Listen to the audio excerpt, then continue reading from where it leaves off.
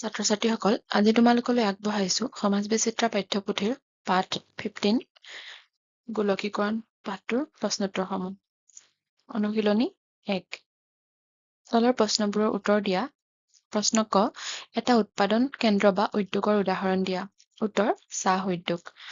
খ, WTOৰ সম্পূৰ্ণ ৰূপটো লিখা। উত্তৰ, ৱৰ্ল্ড ট্ৰেড অৰ্গেনাইজেশ্যন। প্ৰশ্ন ক, গোলকীকৰণ মানে কি? উত্তৰ, বিশ্বৰ দেশবোৰৰ মাজত বৃদ্ধি পোৱা পাৰস্পৰিক সম্পৰ্ক, নিৰ্ভৰশীলতা আৰু এখন দেশে আনখন দেশৰ সৈতে সংযুক্ত হৈ পৰা প্ৰক্ৰিয়াটোৱে হৈছে গোলকীকৰণ। প্ৰশ্ন ঘ, এটা আন্তঃৰাষ্ট্ৰীয় সংস্থাৰ উদাহৰণ দিয়া। উত্তৰ, ৰাষ্ট্ৰসংঘ। প্ৰশ্ন 2, উৎপাদনৰ উপাদান কেইটা আৰু কি কি? উত্তৰ, উৎপাদনৰ উপাদান 4টা: ভূমি, শ্ৰম, মূলধন আৰু সংগঠন। প্ৰশ্ন 3, আমদানি আৰু ৰপ্তানি কাক বোলে? উদাহৰণ সহ লিখা। উত্তৰ, দেশ এখনে আন আন দেশৰ পৰা দ্ৰব্য বা সামগ্ৰী ক্ৰয় কৰা প্ৰক্ৰিয়াক আমদানি বোলা হয়। যেনে ভাৰতে চীন, ইৰাক আদি দেশৰ পৰা সামগ্ৰী আমদানি কৰে। দেশ এখনে আন আন দেশক সামগ্ৰী বিক্ৰী কৰা প্ৰক্ৰিয়াক ৰপ্তানি বোলে। যেনে আমেৰিকা যুক্তৰাষ্ট্ৰ, চীন আদি দেশলৈ ভাৰতে সামগ্ৰী ৰপ্তানি কৰে। অনুশীলনী 2, 1, তলত দিয়া প্ৰশ্নবোৰৰ উত্তৰ দিয়া। ক, বহুজাতিক প্ৰতিষ্ঠান মানে কি? উত্তৰ, বিশ্বৰ দেশবোৰত সামগ্ৰীৰ উৎপাদন আৰু বিতৰণত বহুতো ব্যৱসায়িক প্ৰতিষ্ঠানে আগভাগ লয়। এই প্ৰতিষ্ঠানবোৰৰ ভিতৰত কিছুমানে বিভিন্ন দেশত সামগ্ৰী উৎপাদন কেন্দ্ৰ আৰু কাৰ্যালয় স্থাপন কৰে। এই প্ৰতিষ্ঠানবোৰৰ মুখ্য কাৰ্যালয় সাধাৰণতে নিজ দেশত থাকে আৰু তাৰ পৰাই ব্যৱসায়িক কাম-কাজ পৰিচালনা আৰু নিয়ন্ত্ৰণ কৰে। এনেবোৰ প্ৰতিষ্ঠানকে বহুজাতিক প্ৰতিষ্ঠান বুলি কোৱা হয়। খ, কৃত্ৰিম বুদ্ধিমত্তা মানে কি? উত্তৰ, কৃত্ৰিম বুদ্ধিমত্তা এনে এক উন্নত প্ৰযুক্তি যিয়ে যন্ত্ৰক মানুহৰ দৰে চিন্তা কৰা, সমস্যা সমাধান কৰা আৰু সিদ্ধান্ত লোৱাৰ ক্ষমতা প্ৰদান কৰে।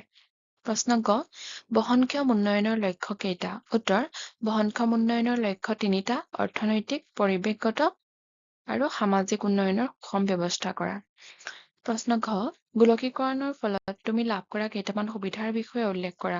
উত্তৰ, গোলকীকৰণৰ ফলত লাভ কৰা সুবিধাসমূহ হ'ল: 1, বিশ্বৰ বিভিন্ন প্ৰান্তৰ মানুহৰ মাজত খাদ্যাভ্যাস, পিন্ধন উৰণ, আচাৰ ব্যৱহাৰ, ধ্যান ধাৰণা আদিৰ আদান প্ৰদান অধিক সুচল হৈছে।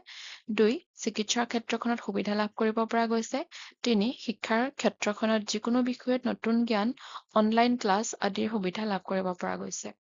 প্ৰশ্ন 2, স্থানীয় উৎপাদনকাৰীসকল বহুজাতিক প্ৰতিষ্ঠানৰ জৰিয়তে কিদৰে লাভান্বিত হয়? উত্তৰ, স্থানীয় উৎপাদনকাৰীসকল বহুজাতিক প্ৰতিষ্ঠানৰ জৰিয়তে যথেষ্ট লাভান্বিত হয়। বহুজাতিক প্ৰতিষ্ঠানবোৰে দেশবোৰৰ স্থানীয় উৎপাদনকাৰী প্ৰতিষ্ঠানৰ যৌথ সহযোগতো উৎপাদন কাৰ্য গঢ়ি তোলে। ইয়াৰ জৰিয়তে স্থানীয় উৎপাদনকাৰী প্ৰতিষ্ঠানে ব্যৱসায়িক মুনাফা অৰ্জন কৰে। যিহেতু বিশ্বৰ বিভিন্ন ঠাইত বহুজাতিক প্ৰতিষ্ঠানবোৰৰ শাখা থাকে, সেয়েহে স্থানীয় উৎপাদনকাৰী প্ৰতিষ্ঠানে এক বৃহৎ বজাৰত উৎপাদিত সামগ্ৰী বেচা-কিনা কৰাৰ সুবিধা লাভ কৰে। প্ৰশ্ন 3, কেনে ধৰণৰ কাম-কাজ কৰিলে বহনক্ষম উন্নয়ন হৈছে বুলি ক'ব পাৰি? উদাহৰণ সহ লিখা। উত্তৰ, যিবোৰ কাম-কাজে বৰ্তমান মানুহৰ প্ৰয়োজনবোৰ পূৰ কৰোঁতে ভৱিষ্যত প্ৰজন্মৰ প্ৰয়োজনবোৰো সুৰক্ষিত কৰিব পাৰে, তেনে কাম-কাজ কৰিলে বহনক্ষম উন্নয়ন হৈছে বুলি ক'ব পাৰি। যেনে প্ৰাকৃতিক সম্পদৰ সীমিত ব্যৱহাৰ, সম্পদৰ অপচয় নকৰা ইত্যাদি। প্ৰশ্ন 4, বৰ্তমান যুগটোক কিয় গোলকীকৰণ বা বিশ্বায়নৰ যুগ বুলি কোৱা হয়? উত্তৰ, বৰ্তমান কালত উন্নত পৰিবহণ, যোগাযোগ আৰু প্ৰযুক্তিৰ ফলত দেশবোৰৰ মাজত দ্ৰব্য সেৱাৰ উপৰি তথ্যৰ আদান-প্ৰদান সহজ হৈ পৰিছে। লগতে কৰ্মসংস্থাপন আৰু শিক্ষা গ্ৰহণৰ বাবে বা অন্য যিকোনো কাৰণতেই দেশবোৰলৈ মানুহ সহজে অহা যোৱা কৰিব পৰা হৈছে।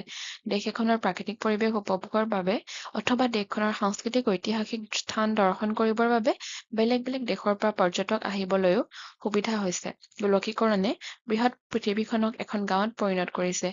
গাঁও এখনত যেনেদৰে আমি সহজে ঘূৰি ফুৰি বিভিন্ন খা-খবৰ লাভ কৰিব পাৰো আৰু মানুহৰ সৈতে বস্তুৰ আদান প্ৰদান কৰিব পাৰো, তেনেদৰে বৰ্তমান আমি এই বিশ্বৰ ইখন দেশৰ পৰা সিখন দেশলৈ খবৰ বাতৰি, দ্ৰব্য সেৱা আদি অতি সহজে আদান প্ৰদান কৰিব পাৰো। সেয়েহে আধুনিক যুগত গোলকীকৰণৰ যুগ বা বিশ্বায়নৰ যুগ বুলি কোৱা হয়। প্ৰশ্ন 5, তুমি ভৱিষ্যতে কোন দেশ বা ৰাজ্যত পঢ়িবলৈ অথবা কৰ্মসংস্থাপনৰ বাবে যাবলৈ বিচাৰিবা আৰু কিয়? উত্তৰ, মই ভৱিষ্যতে জাপান দেশলৈ পঢ়িবলৈ অথবা কৰ্মসংস্থাপনৰ বাবে যাবলৈ বিচাৰিম। কাৰণ 1, উন্নত প্ৰযুক্তি, বিজ্ঞান প্ৰযুক্তিবিদ্যাৰ ক্ষেত্ৰত জাপান বহুত আগবঢ়া। 2, নিয়মানুৱৰ্তিতা, ঠাইখনৰ মানুহবোৰ কামৰ প্ৰতি দায়বদ্ধ। 3, সুৰক্ষিত দেশ, জাপান এখন অতি পৰিষ্কাৰ আৰু সুৰক্ষিত দেশ। ছাত্ৰ-ছাত্ৰীসকল, আজিৰ প্ৰশ্নোত্তৰসমূহ ইমানতে শেষ হৈছে।